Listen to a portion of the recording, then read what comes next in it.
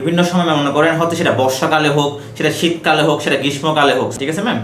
তো কোন সময়ে কোন কোন রোগ হতে পারে বলে আপনারা মানে এটা নিয়ে সচেতন থাকবে আপনারা? জি জি জি মৌসুমি বিভিন্ন রকম রোগ রয়েছে। হ্যাঁ, এটা বয়স ভিত্তিক হয়, ঋতুভিত্তিক হয়। তো in case of domestic animal cow, গরুর ক্ষেত্রে যেটা ঘটে, গরুর ক্ষেত্রে হলে আপনি দেখবেন যখন বর্ষাকাল শেষ হয় তখন নতুন কচি ঘাস জন্মায়। ওই নতুন কচি ঘাসটা কিন্তু সরাসরি গরুকে খেতে দেওয়া যায় না। তার কারণ এটা দুটো কারণ আছে। একটা হলো যে প্রচুর পরিমাণে ট্রিমাসাইট, হ্যাঁ, মানে যকৃত কৃমির যে গ্রাস ব্লেডের মধ্যে থাকে।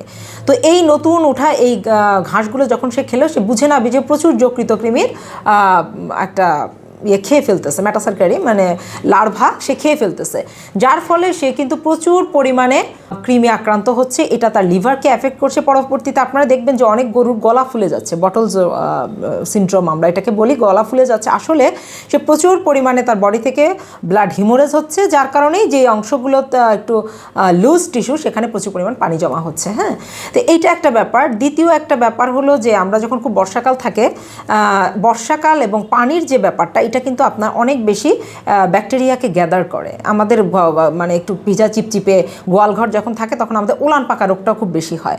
হ্যাঁ, দেখা যাচ্ছে সেই গোবরটাকে পরিষ্কার করে নিয়ে গেলো, খুব দ্রুত শুকিয়ে যাচ্ছে না, যেটা আমরা শীতের সময় শুকিয়ে যায় খুব দ্রুত, হ্যাঁ, বা গ্রীষ্মকাল। বর্ষাকালে শুকিয়ে সে ওই অবস্থাতে বসে পড়লো একটা নোংরা পরিবেশ থেকে, তার আডারের উলানের টিট কিন্তু আধা ঘন্টা পর্যন্ত ওপেন থাকে।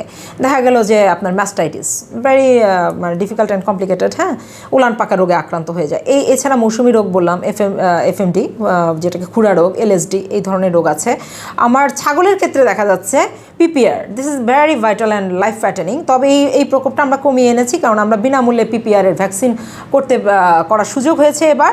পিপিআর ভ্যাকসিনেশনের স্পেশাল প্রসিডিউর ছিল, 14 ইউনিয়নে করে এটাকে আমরা কন্ট্রোল করতে পেরেছি।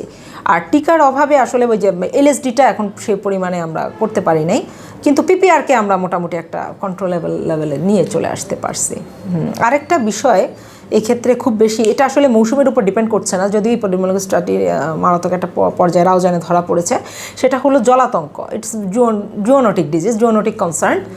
জলাতঙ্ক রাউজানে প্রচুর পরিমাণে পাগলা কুকুরের একটা সংক্রমণ ছিল। এটা আমাদেরও আগে ইউএসপিও মহোদয় এটা স্বাস্থ্য মানে হেলথ মিনিস্ট্রিকে জানিয়েছেন, সেখান থেকে স্পেশাল কনসার্নে এখানে আপনারা জানেন আর স্ট্রিট ডগদেরকে টানা 10 দিন ভ্যাকসিনেশন করা হয়েছে। কিন্তু ভ্যাকসিনেশন করার পরেও দেখা যাচ্ছে এটা আউট অফ রেঞ্জ, কেননা আমার কাছে দিনে 2-3-4টা করে র্যাবিস কেস আসছে, র্যাবিড কাউ এবং র্যাবিড গোট।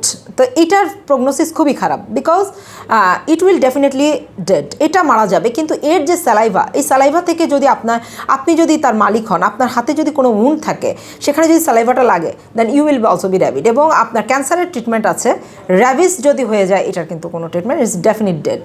সো এটা খুবই একটা জুওনোটিক কনসার্ন ম্যাটার।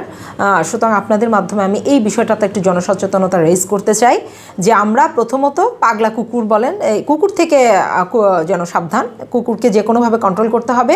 গবাদি পশুর যেখানে আমরা পালন করি ওই এলাকাতে কুকুর আসতে দেওয়া যাবে না। এবং আমরা যদি ঘরে কুকুর পালি, আমরা বেল্ট দিয়ে তাকে ভ্যাকসিনেশন করে পালতে হবে। রাস্তা কোনো স্ট্রে ডগকে এভাবে ঘরের ভিতরে ইনসারশন যাওয়া যাচ্ছে না, বিকজ এটা very red zone area, Raozan red zone area জলাতঙ্কর জন্য।